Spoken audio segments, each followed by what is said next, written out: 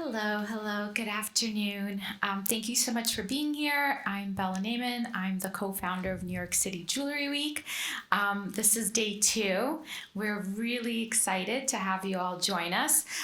There's still time, plenty of time, to sign up to all of the programs, the events, talks, panels, exhibitions that are happening throughout the week. They're all on our website. We also have a great program on our YouTube channel that's going to be dropping daily, and also on our Instagram. So this is just one of the incredible programs taking place this week, and I hope that you will join us. And if you do, come and say hi. We really love meeting everyone.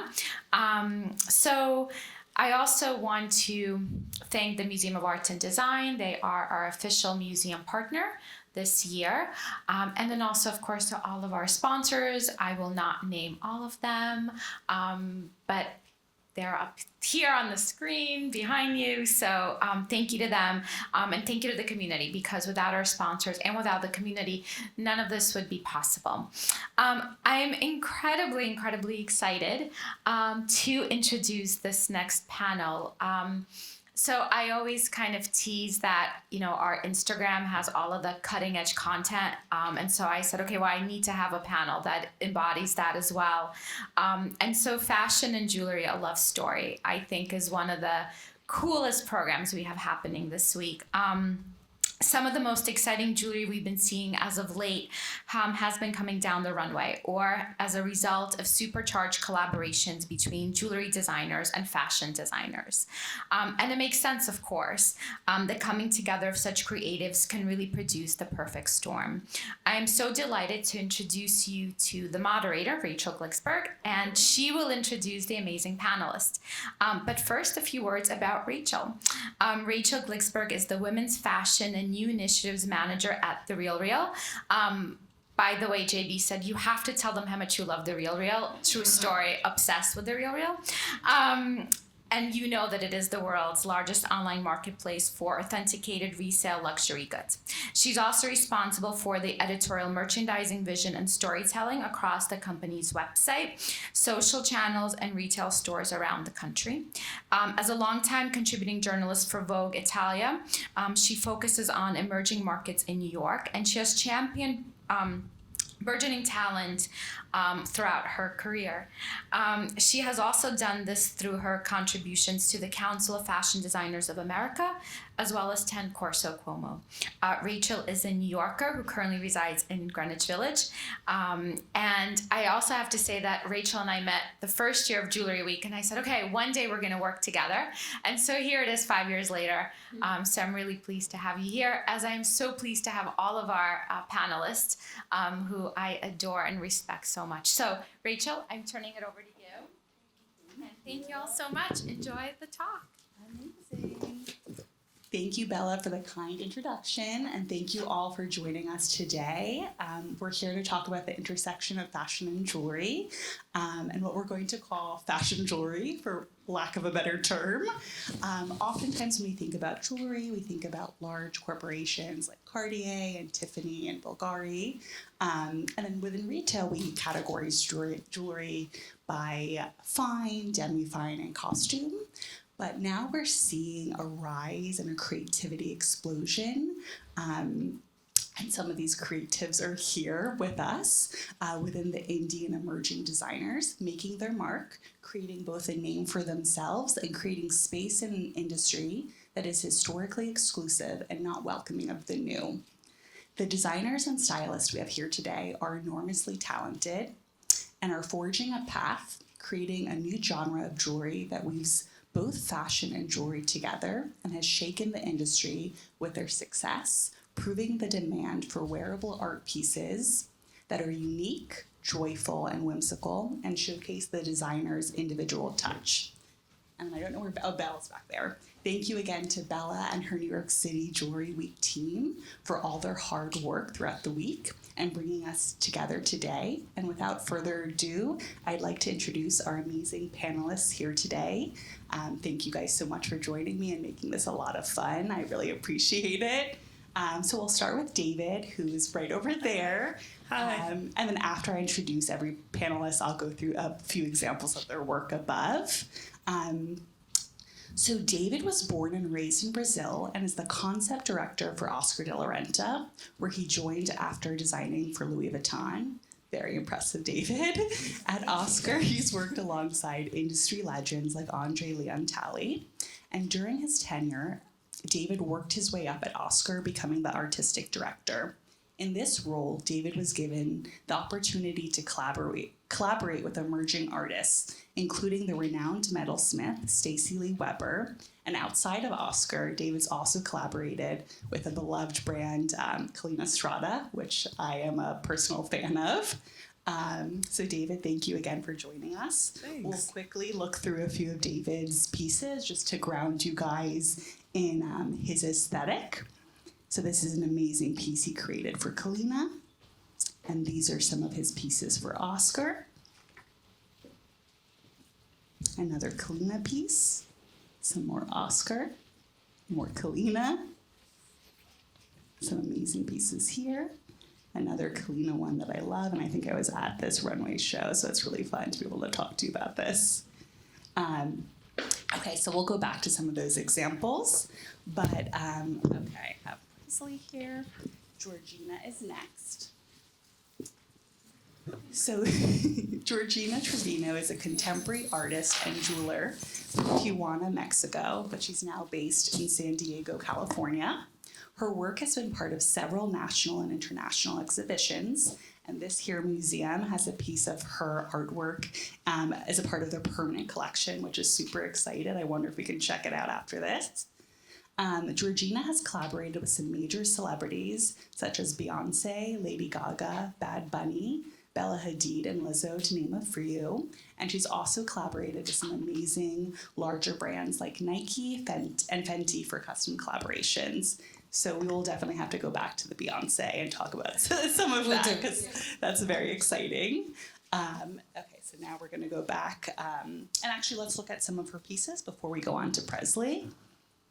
So this is an amazing one that was featured in Vogue. I love that so much. Okay, this was definitely the Beyonce earrings. We'll have to hear that story after. And I think you have that bag with you today. She's here. Okay. We'll have to learn more I'm her about +1. We'll have to hear more about this piece in a bit. Oh, and then of course, the queen here with your earrings. Okay, so we'll go to Presley next. So Presley Oldham launched his namesake jewelry line in May of 2020. That's very impressive right at the beginning of COVID. That is no easy feat. He's known for his delicate wire wrapping and use of pearls, and his line now includes other gems, antique glass, and precious metals. His jewelry is genderless and works to erase gender bias within the industry, especially those surrounding the feminization of pearls. I love men in pearls. And you're wearing some fantastic pieces of yours today. Every piece of jewelry is made by hand in small quantities. He aims to bring craft back into fashion and to create timeless pieces that have a longevity beyond themselves. And Presley also has a huge celeb following, very impressive. You can see his pieces on Kendrick Lamar, Shalom Harlow, Chloe Sevigny, musicians such as Conan Gray, Ali and AJ, and Ben Platt, who you dressed for this year's Met Gala, which is pretty incredible. We'll look through some of Presley's pieces now.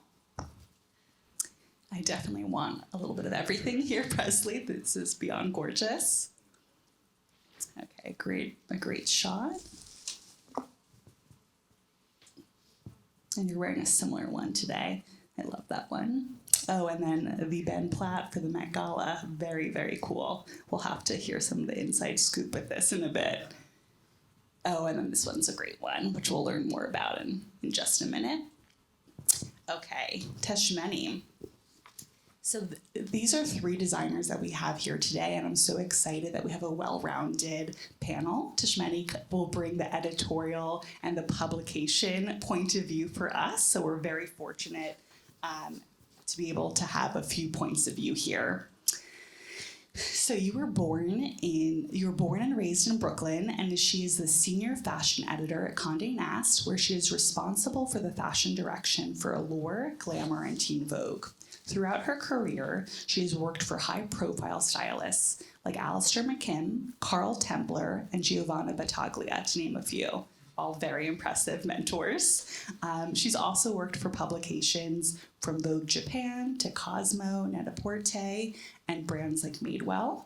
In addition to her editorial work, she also works as a creative consultant. So take note, anyone who's looking for an amazing creative. Welcome all. Thank you guys so much for joining me and making my role really easy, because you guys are all absolutely incredible. So I guess I gave a little bit of a background on you guys. I'd love to hear a little bit more in your own words about your backstory and what brought you to where you are today. And I think that'll help everyone here learn a little bit more about you guys before we dive into some more specific questions. So feel free, we could do popcorn style, or we could just go in a row. Do I start? Oh gosh. Okay, that's a really bad choice, because when we had our trainee meeting, I ended up talking for 45 minutes about my grandmother and how much I hate her. But I don't hate her, she's dead. Hi, my name is David Aliperti. I'm the jewelry designer at Oscar de la Renta and Collina Strada. Did not start with jewelry. I think one of the things that we were talking earlier today is how nowadays you have these interdisciplinary roles emerging, and how now you don't no longer need to have there go tensions, but started with jewelry in 2008. At the time, Oscar was doing fine jewelry, and nobody was going to him to buy like $20,000 earrings. He used to work with a woman, which one person here might know her name. Her name is Lulu de la Falaz, who has been an idol of mine my entire life. So I wanted to do anything she was doing for Oscar. I wanted a piece of it. I was like, she's cleaning the dishes, I'll be her cleaning the dishes assistant. She was doing the jewelry, and I became her liaison on how to take her incredible, amazing ideas and bring it to a place where people could, participate on it. I was originally hired for the bags. The bags were a disaster. We sold like 2 of them. But the jewelry did really well. Then fast forward, a ton of jobs, crazy jobs, odd-end jobs. When Oscar passed away, I was at Tory Burch, and I had an ironclad contract that I could only live if I died, which worked, because I did die. I had a heart attack on 2017 and was able to leave unscathed. So I went back to Oscar. I really missed him. I loved him. I met with the CEO who we used to fight on a daily. Prior to that, we cried it out, we yelled at each other. He hired me as the artistic director. And after having a heart attack, and I know it sounds really corny, but my chief mission, and also after working in fashion for quite a while, I no longer was interested about being cool, being fashionable, the parties. Like, all of this sounded pretty boring to me. To be honest, it sounds horrible, I'm going to hell. But I really had a longing to working in an industry that was more humane, where people were nicer to each other and people were more collaborative and they leaned more on each other and trusted. So since I was hired as artistic director, my chief 2 missions at the time was 1, make sure the team didn't kill each other, which worked, and 2, make sure that we created space for other creative people to work with us. So we started reaching out to artists that were not so known, metal workers, anyone that I thought was really talented and really good, and people would never necessarily draw the connect. This is how we met one of my favorite people in the world, who's Stacey Lee Weber. I don't know if you guys know her. She's an incredible artist and an incredible sculptor. She works only with antique coins that she hand carves. And so I outreached to her. She thought it was a fake email. Okay, I'm gonna go faster. Long story short, we did this collaboration. It changed my life. I think it changed a little bit of hers as well. Love ignited. I found a passion and a calling. Then Corona came and we all died. So after that, I went back to Oscar again as jewelry designer. And since then, it's all been kind of a crazy magic. It's not glamorous. I'm on the factories every day. I felt like I needed to run the extra mile and learn as fast as I could. I love it. To be honest, it's the love of my life. I just representing his brand and still following his mission. Jewelry is so beautiful because it has to do absolutely nothing other than move people, and Another thing that was really cool, it's not really fancy, it's all costume. And I love a cheap thing, as you can see. You know, this blazer is like, guess what doesn't cost €5 in it? But yeah, and maybe boring is it? No, that's awesome. Thank you so much. We'll definitely be able to dive in more. Unless there was something you were going to say. No, just like, thanks for coming. And It's my talk. It's your turn. Otherwise, I'll be here for 1 hour. Go for it. No, you go. You sure? Yeah, absolutely. Yeah. Well, I'm Georgina Trevino. Nice to meet you. Thank you for being here. Yeah, I'm a border artist. I was raised between Tijuana and San Diego. I went to school at San Diego State University. And actually, I was a painting major. And I switched to metals, a little bit when I started art school. I found, this is actually a true story. I went to Barcelona when I was 17 and I found a wire ring in this outside market, and I loved it. Went back home, went to Home Depot, got wired and beads, and that's how I pretty much started making jewelry. So I started making jewelry out of farmers markets and selling through friends. And then at San Diego State, the jewelry department gave a talk about the jewelry program, and I was like, oh my God, I need to, this is what I need. So I completely turned over from painting, I switched to metals. And yeah, that's how I started. And I started the brand, I had an identity crisis. I'm Mexican American, but I feel I don't know if anyone here is a border artist or has a different background, but for me, I had a crazy identity crisis. I didn't know who I was. People will be in Mexico will be oh, you're so American, or here I'm they're so Mexican. So I felt the need to find myself, and I went to live with some artist uncle and aunt from Mexico City, and I decided to move to Mexico City to just kind of see what's happening there in fashion and in art and in jewelry. So I started with a little workshop that I rented in Mexico, and that's how I kind of also got into the fashion stuff a little bit. I started collaborating with artists that needed, me designing stuff for editorials and stuff like that. So I would say Mexico City is very important to me. That's where I kind of started a brand, but I was still in college. So then I had to come back to the US to finish college. And then I just kind of, after graduating 2014, that's when I decided to, okay, I have already started something, but I'm this is what I want to do. And, I'm still growing and I'm still learning, and it's just been a very fun process and very transparent, but I'm devoted to jewelry 100%. I'm married to jewelry. Then I'll marry you, because we're getting married today, actually. The surprise of the thing. That makes sense. Anyway, yes. That art is really your first love, because I feel within your pieces you can really see that it's wearable art. So that's connecting a lot of dots for me. And I feel it's something that I'm at a point in my life that I'm trying to reconnect everything, or reconnect with my past stuff. Painting, I barely started painting 2 years ago. I did I was so hard to pick up a brush, and I had a canvas laying there for a whole year, and I wasn't ready. And now I'm excited. Is this working? Yeah. Now I'm excited to reconnect, and I feel I'm jumping now from jewelry, but how can jewelry exist in other places? Now I'm interested in sculpture and furniture, clothes. I feel jewelry can be anywhere and can be anything. And I think my head is open now in that sense. Everything is jewelry for me. And it seems you're able to combine a lot of these worlds with what you do, which we'll definitely go into more deeply. But Presley, let's bring it to you now. Hello, my name is Presley Oldham. I, like Rachel said, started my brand at the beginning of the pandemic. When I launched it, did not feel like it was launching a brand. It was more of a kind of one-off project that very quickly snowballed into something bigger.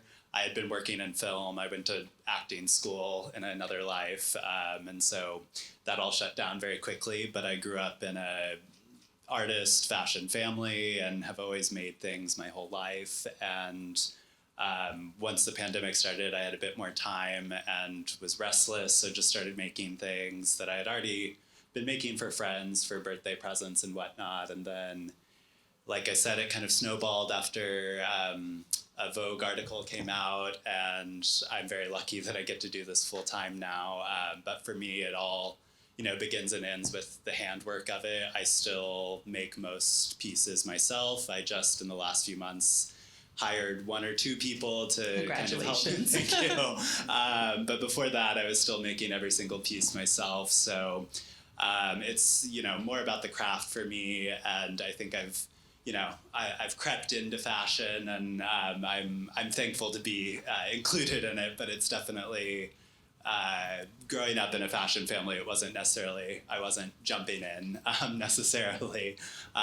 So I'm grateful to get to make things every day, and I think, like Georgina said, it's fun to see jewelry in other areas, and whether that's clothes or furniture or sculpture, and explore outwards from this point that I found myself in. So, yeah. I love how, like with Georgina, you both kind of had a creative love before jewelry. Yeah. That it'll be interesting to see how it keeps weaving its way into your work. And I also love that we have 3 designers here that are all at different points in their journey.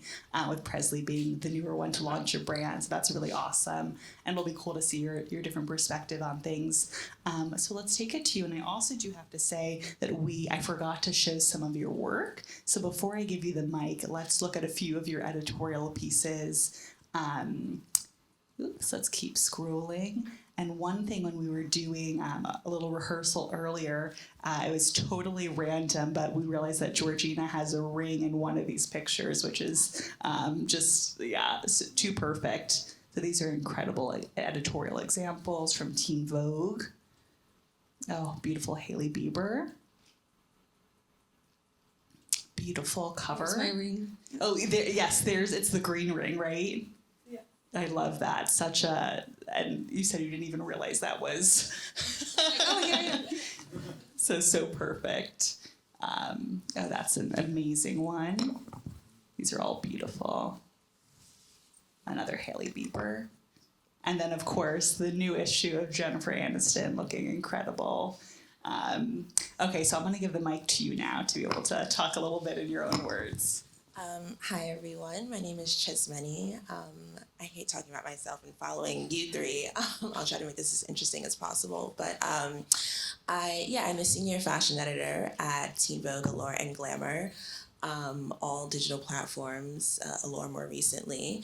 And basically I oversee the fashion and market direction of all 3 titles. So in addition to styling and being on set, I'm also working with our smaller market teams to pull a lot of the brands that we've pulled, most of your brands actually. And you will now. Yeah.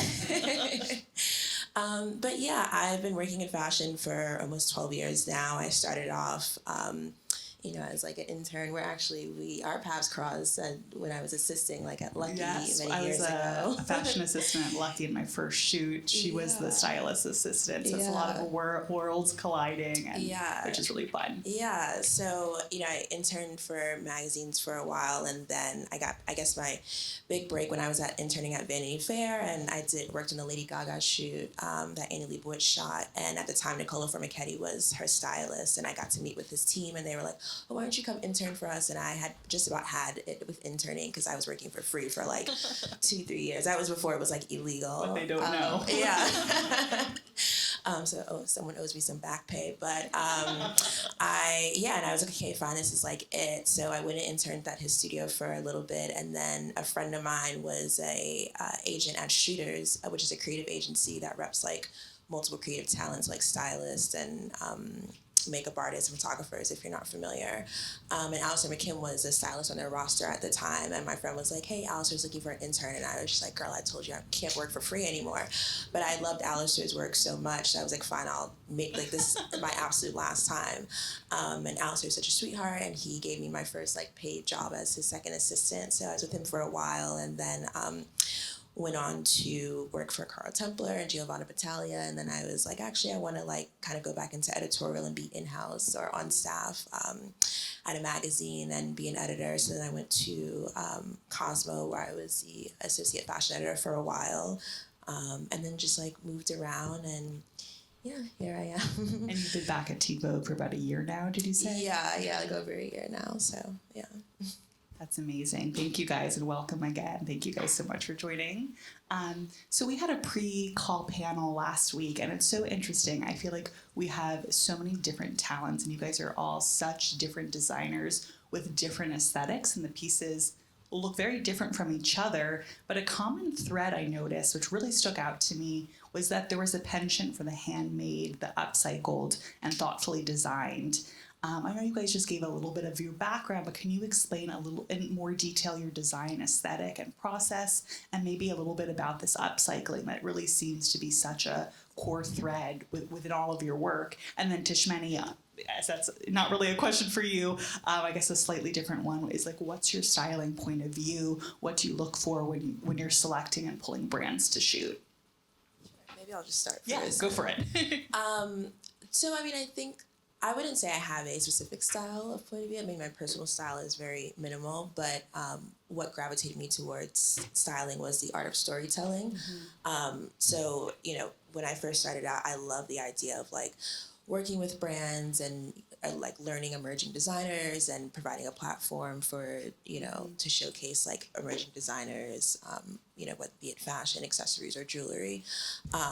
So I would say it's more about the storytelling for me than like a specific point of view. I think in the context of like celebrity shoots, that definitely is a little bit more tricky and maybe a little bit more limiting in like what we're able to do, obviously, because celebrities have their own point of view and their, you know, brand identity that they're trying to control. So it's usually tailor made to like what the shoot is, whether it's celeb versus editorial, and then what the story is. So yeah, I mean, I think like fortunately the 3 platforms that I work on gives me the balance or the freedom rather to play with many different storytelling ideas.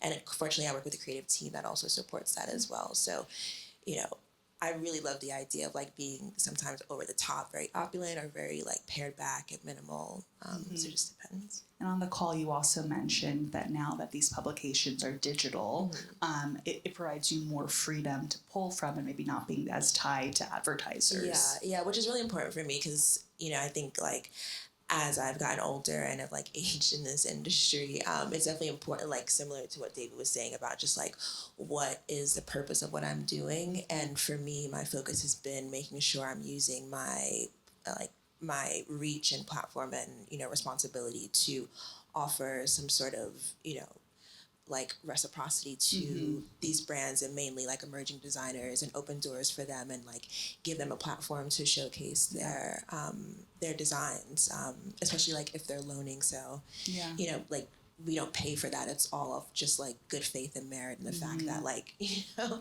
and so I know it's a lot to like get your, you know, to send us your stuff. So I appreciate it. So I want it to be a relationship of reciprocity where like, if you send me your stuff, I will try to shoot it and get the most beautiful shot possible.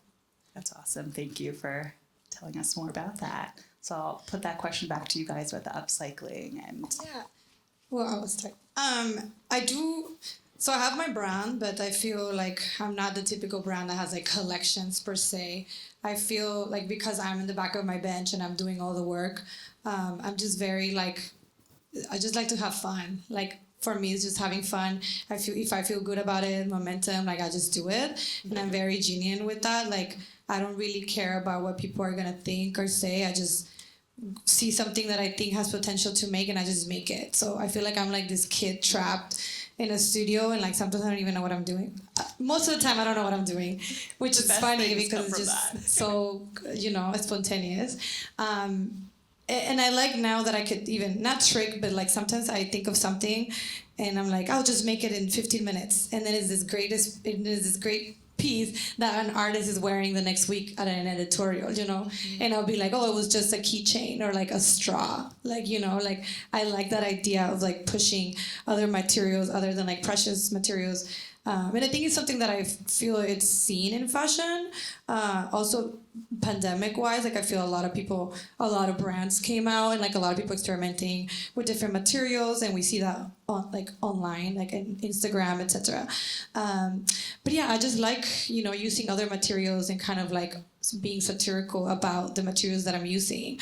Like I had outside my studio, I have like a lot of homeless, and so it's ugly. It's ugly outside my studio, and I always find random stuff. So I found like this San Diego. in San Diego. So I found this tomato can that was really beautiful shine because like cars have gone over it several times. So it had like a polish, natural polish, and I just made it into a purse. And then weeks after, this girl from Brazil actually, she wanted to use it for the MTV Awards, and I sent it out, and it had tomato inside still. And I'm like, I don't care. And it was just so funny. Like I feel like sometimes it's just like me joking, and then it's just like, oh, and it's in a red carpet. So I think it's so beautiful that we don't have to use precious metal to be able to be a beautiful piece. You know, like I think I'm genuine with stuff that I find, and I'm like constantly collecting objects, or like, you know, I'll make anything out of trash. You know, like I just love that idea. Or like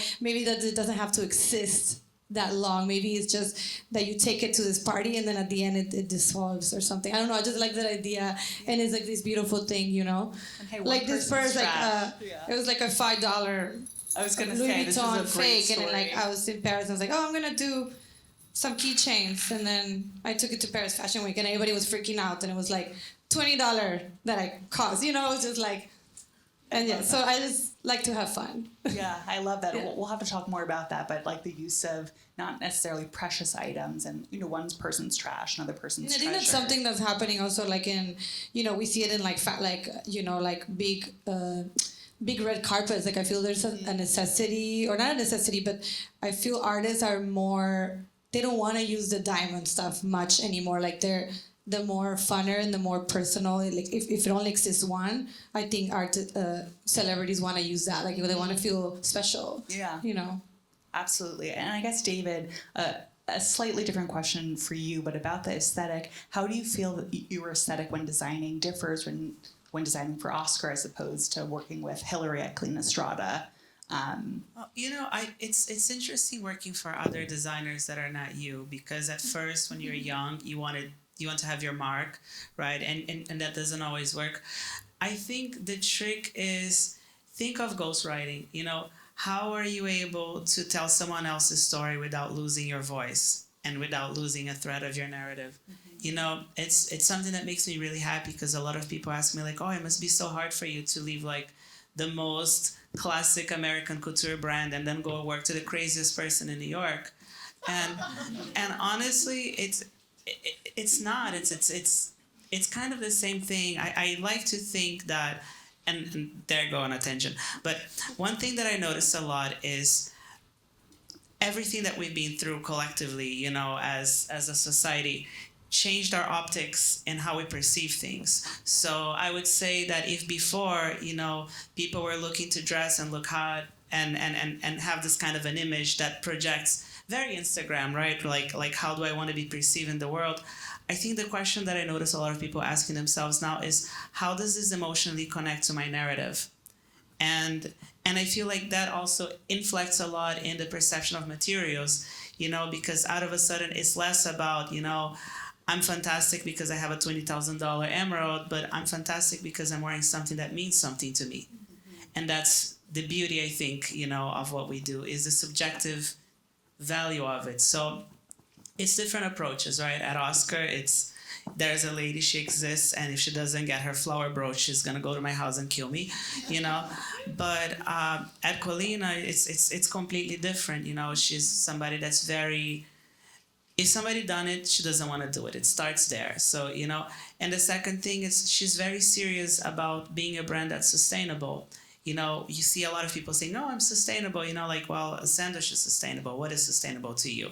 You know, and in her case, she's very serious about it. So when we start working together, when I'm walking my dog, Patty, who's the best, by the way, you know, I'm picking up trash, which scares everyone in the park, you know, and that's how we start everything.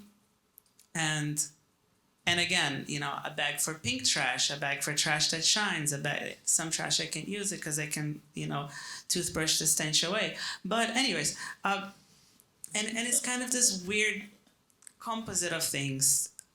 My boyfriend's looking at me like I'm crazy, and I'm not doing great, but I'm trying. I'm trying my best here.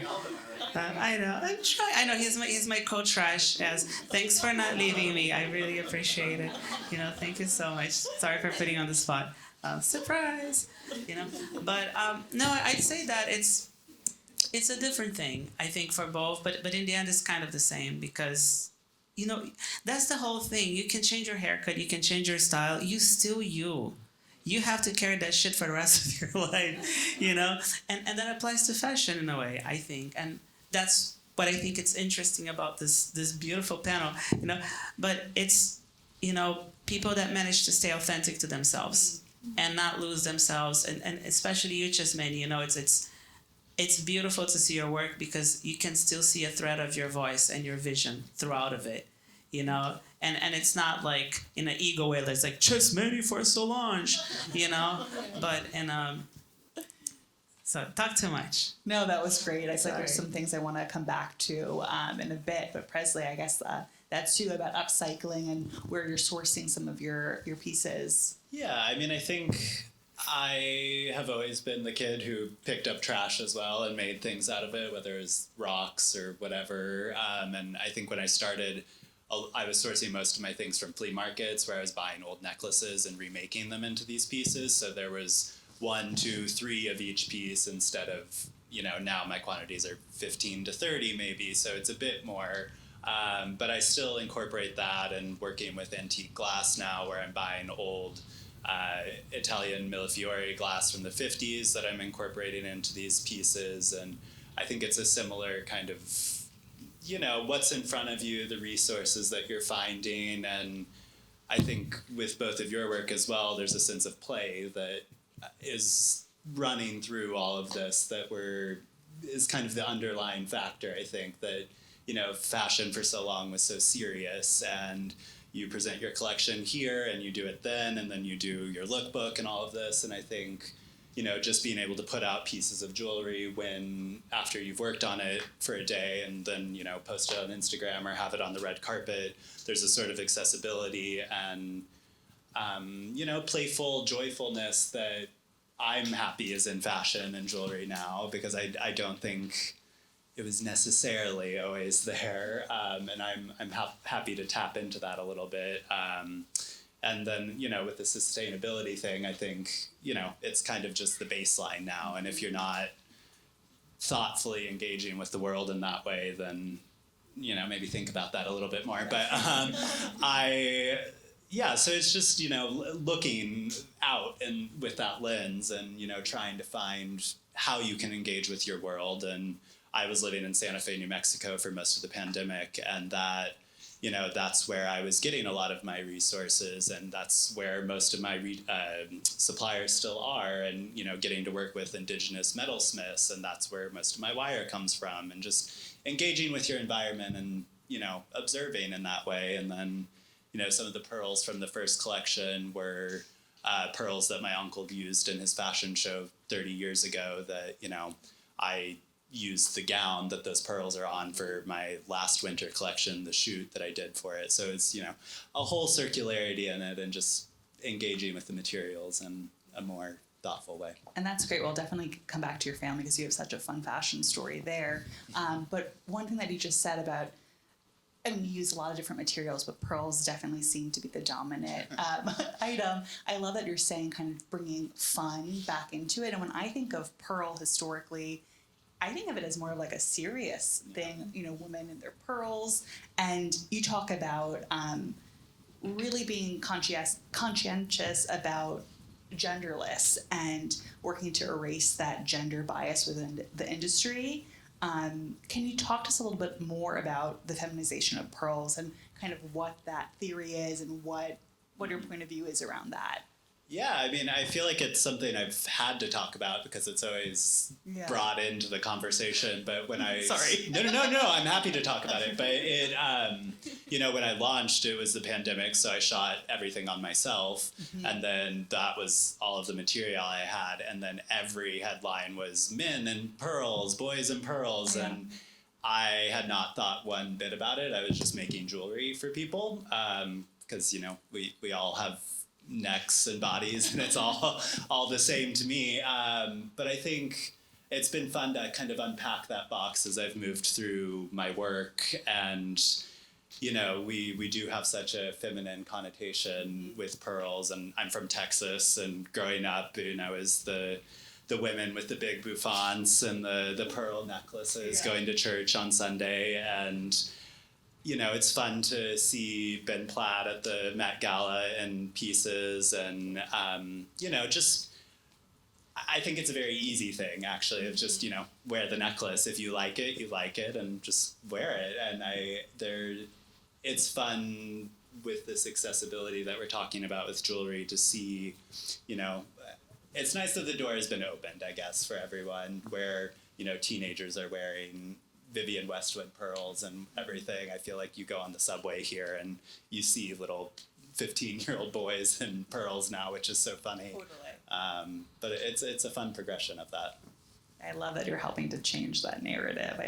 More men in pearls, please. So I feel like we are actually going through things pretty quickly, so I may skip my sustainability question because some of you guys have answered that. But I would like to talk about your guys' influences in your life. Presley, you mentioned it before, but your uncle Todd Oldham is a famous fashion designer, and I love that this is a family affair. Your father, Brad, who's actually here today in the front row, was a fabricator with Todd Oldham during that time and a sculptor in his own right. How has growing up in a fashion family shaped, you know, your desire to do that yourself? And then I'd love to hear everyone else's influences as well. David, I know you worked with Andre Leon Talley. I'd love to hear about that. Dishmani, you've had some really incredible mentors in your career, and Georgina as well.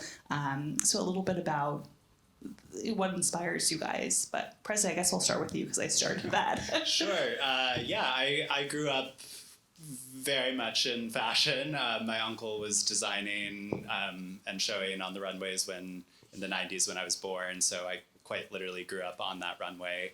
And my dad was making all of the hardware and the buttons for the clothes. So it felt very natural to me. I grew up literally in the factory in Dallas, and that's where I went after school and everything. And I was, you know, Cindy Crawford and all of those people were always around, which was very... I'm jealous. I went to Hebrew school twice a week. Yeah, so it was a little... I mean, I always say my life started very glamorous and has slowly gone downhill from there. But, you know, it was a fun world. But I think I saw all of the sides of it and how much of a machine it was, especially in the 90s. And I was always very hesitant to go into fashion. And... you know, I think jewelry is an interesting kind of door to walk through to get there. And that's why I try and ground it in the craft of it, because though I show some collections, I'm not trying to be this big, machine that is showing on these schedules. If I want to, I will.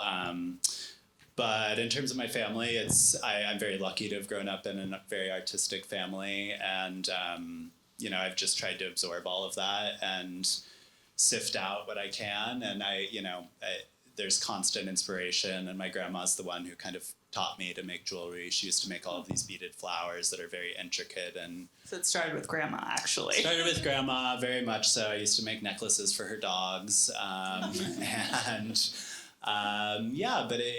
my dad is a sculptor and works with metal. And then my mom's in marketing. So it kind of, I just learned it all, and launching a brand felt very easy and natural because everyone in my family has their own business, and it just kind of was my fate, I think, in a certain way. So I feel very grateful for that. That's awesome. Thank you for sharing that. I can share. Go for it. For me, I would say big influence through my career. I think it was when I went to live to Mexico City, and I have two family members that are, which was interesting because my jewelry when I started was kind of more architectural, and I was influenced by my uncle, which is Mauricio Rocha. So he's a famous architect in Mexico, and married my aunt, Estela Trevino, which works in Bellas Artes. So I lived with them for the whole year that I went into Mexico. Family as so well. I felt for me was whoa, I want to be like them, and I was unconsciously going to book opening talks or Gabriel Orozco's house. I was in these places unconsciously, and I think I really liked it. And I think that was very I want to do that. I want to be that. Like, I want to have this type of people in my life. And it was just so inspirational. And my first collections were very architectural, like I said, and then I moved from there. I mean, my work has switched so much, but I would say after Mexico, it just went from that and then a little more fashion. But yeah, I would say those two people are very influential. And I had an aunt that were from the 80s, wore like huge earrings. So she was also an inspiration. Like I would be like crazy, colorful earrings. But yeah, that's my I love this big family. I feel like my mom's a psychologist. I wish I had a fun, creative story there. But David, let's go to you. Please adopt me, all of you. Like, this is amazing. We're getting married. Oh yeah, that's true. It's gonna be a whole thing. But my family looks like the Mario Bros. Seriously, like as working class as queens can make. And Brazilian. So not much inspiration there, except for this crazy grandmother I have that I mentioned, that one that nobody liked. She was a major bitch, and she was incredible. She lived for herself. She just didn't give a shit. Once she lied to my dad that she had cancer, and he gave her a lot of money, and then she bought a pearl set with that. She was a major scammer. And she taught me something that was really, really valuable in my life, which is when you wear jewelry that's really, really, really big, everybody thinks it's fake. So just make sure they think you're dumb. Make sure they think your shit's fake. Nobody's gonna rob you, you know. And so after that, I wanted to go to Brown University, but my SAT wasn't good, so I went to FIT, and. Brown of fashion. No, yeah, and I just kept on like, it's too long a story. It's great, but it's too long. So a lot of, my mom thought I was a prostitute for a while because she was like, how are you paying for this shit? But like, so I went through this whole crazy thing in fashion, trying to do contests and prizes and scholarships. And eventually I ended up at Oscar de la Renta, petrified, because I idolize, I love him to this day, you know. And my very first day, him and Andre Leontelli were there. Also, Andre, I saw all his moves. I love Andre Leontelli. Is like, my God, I love that man. And I was so nervous. I thought I was gonna pee my pants. They ignored me for the whole morning, and I had these really, really slutty red velvet shoes. And then Andre was like, "Where does one get these shoes? This is really not okay." And I was like, "Prada," and he's like, "Really?" And I'm like, "Yeah." And he's like, "How are you so skinny?" I'm like, "These shoes. I'm starving to buy them." And that was that. And to be honest, we became friends since. His dads are not friends anymore. But you know, we became friends, and I think Oscar taught me how to champion just being me. You know, I've never been. I mean, I know you guys think I'm hot, but I've never been gorgeous. You know, unclassiest person in the world. Can't shut my mouth to save my life.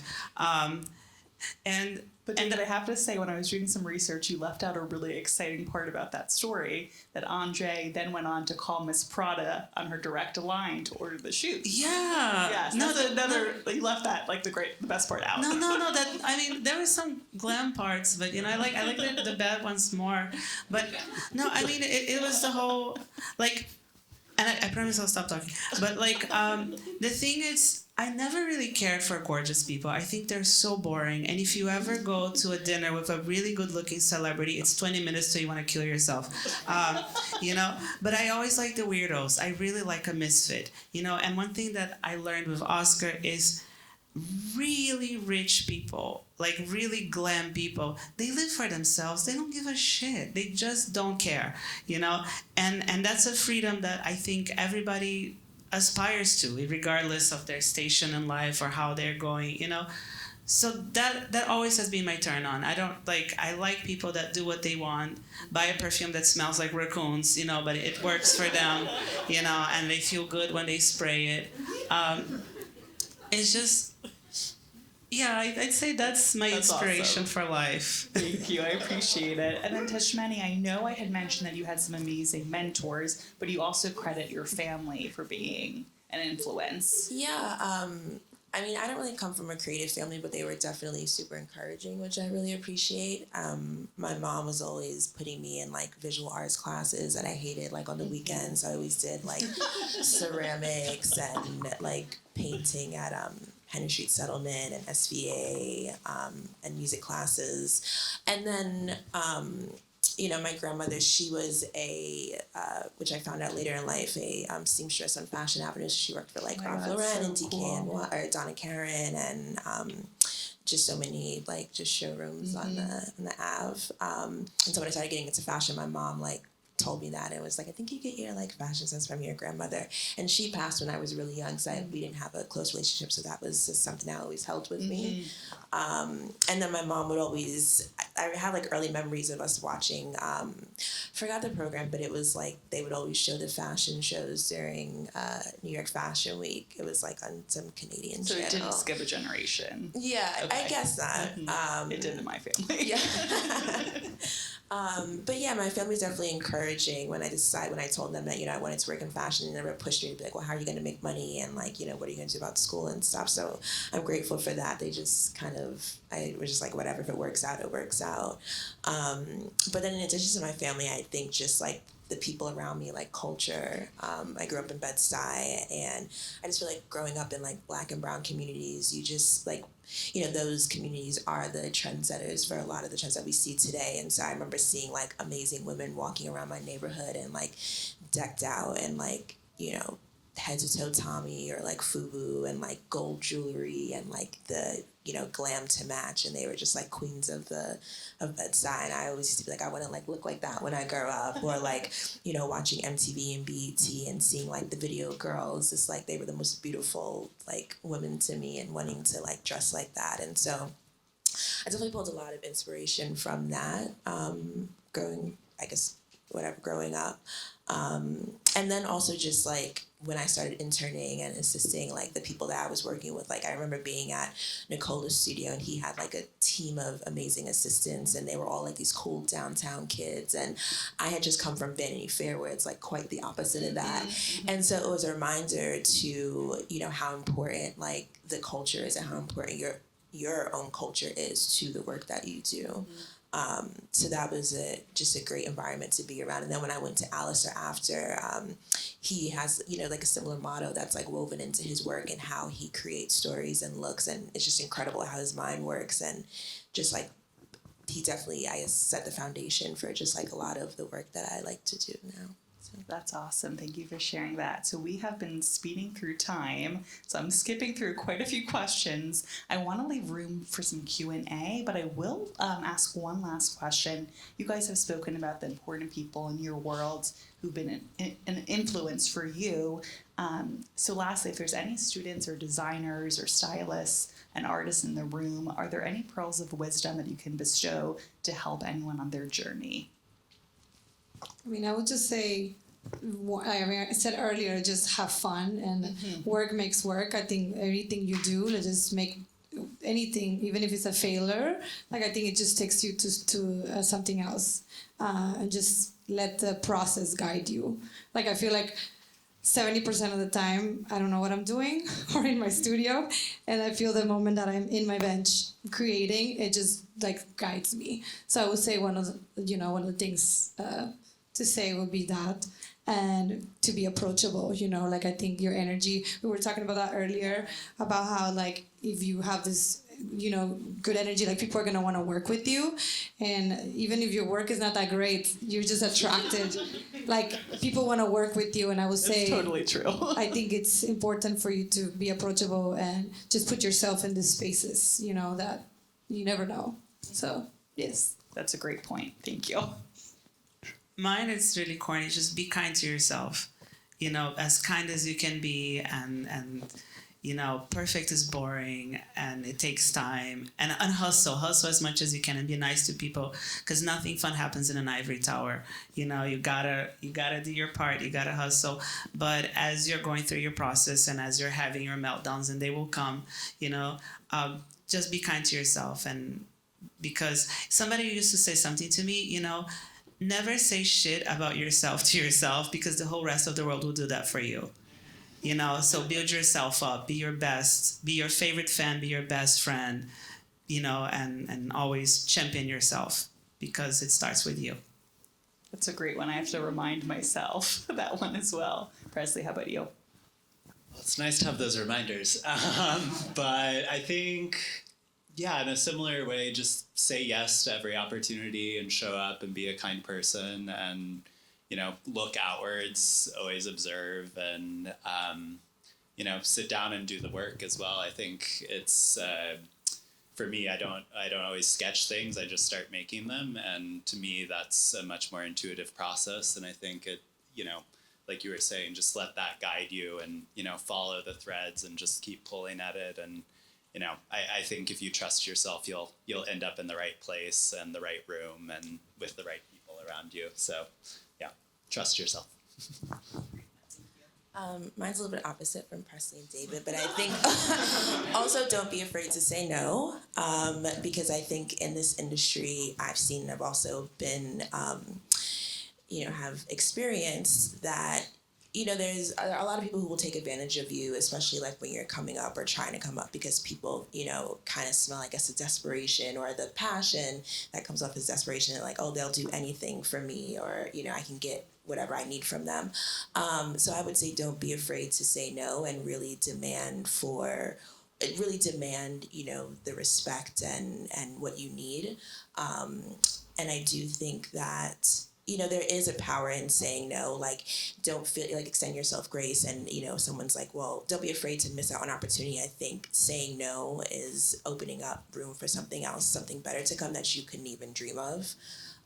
Because in this industry, you definitely need to make sure that like your mental health comes first, and you will end up doing things that you don't want to do, and then be like, why did I do that, and like what the fuck am I doing, and become like so jaded. And I've seen that happen, and people burn out because they've just said yes to everything or have agreed to do things for people and have received nothing in return. So, and as you mentioned before, I can relate. It's like you could essentially be working for free forever if you don't make it stop. For years, so yeah, I know. I was gonna say something. I feel like in the industry, people expect you to say yes, especially for like upcoming. Like I work for free so much during, for editorials and stuff like that. Like I put myself out there, and now I say no to things a lot. And it's like, I'm sorry, but I need to get paid. Like. I mean, it's okay to, at the beginning, to get yourself known to work for free. But now it's like, I don't care. Like, I need to survive. Like, I can't just do it for free, And, like, a lot of the times, which this is another talk, but, like, the taking advantage, like, I think I've been through a lot of that stuff.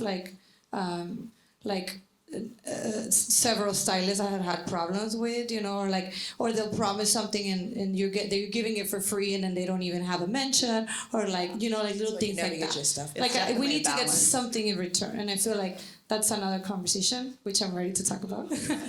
Very important one. Yeah. And I think it is about using your intuition to guide you on what to say yes to, what to say no to, because obviously a editorial in Vogue would be a major. You send that for free, but maybe like something else where you might not get your stuff back, like might not. Or they trust themselves so much that they, like I said, they think you're gonna say yes, but don't be scared to be like no, and then they're actually gonna wanna woo you back. Yeah. So you kind of have to like, it's definitely like have a good how do you say it, like self-esteem, like you want me, then like come at me, That's just how to like.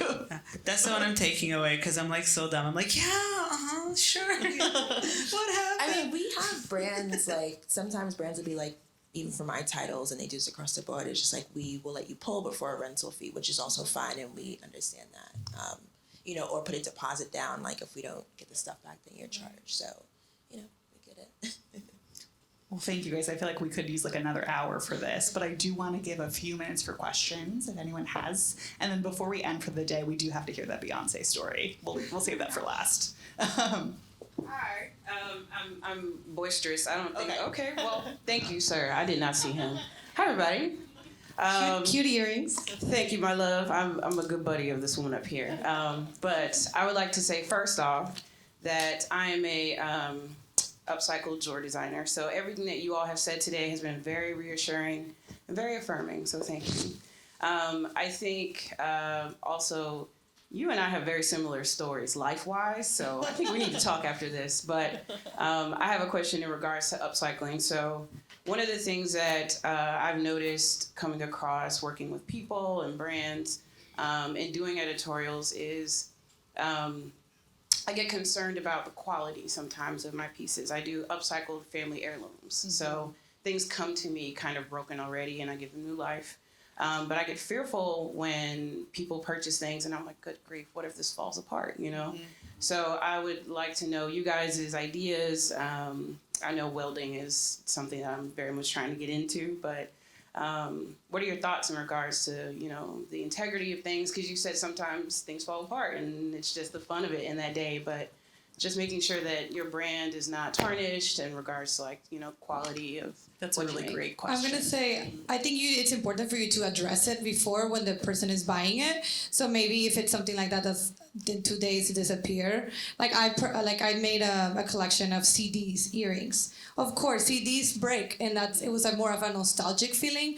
And I actually want you to break your earring because that's like us. When my time, you know, I listen to CDs and like I'm cutting these images that I'm making them into earrings. So I tell the client, like, you're buying this is kind of like an artwork, but they might break. So like I think as long as you address it, also the material, you know, whatever material you're using, I think the client will be okay with that. Like, don't lie that it's like 14 karat and then it's not, you know. So like I think when you're communicative with the client, your clients are going to be happy. Yeah, it's a larger conversation on heirloom versus almost like a contemporary art piece that's meant to have this reaction at the end. But I think that's a great point about just being upfront with your audience about what you're intending.